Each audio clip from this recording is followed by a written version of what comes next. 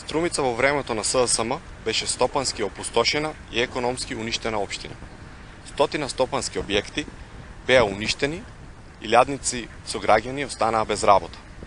За некого приватизацијата е символот на личното богатење, за сите останати е времето на социјална пропаст.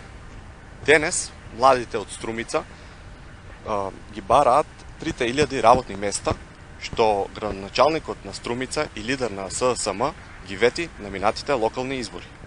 Овој споменик, кој денес символично го поставивме на неизградената индустријска зона Сачево, е споменик за сите неисполнети ветувања на Зоран Заев.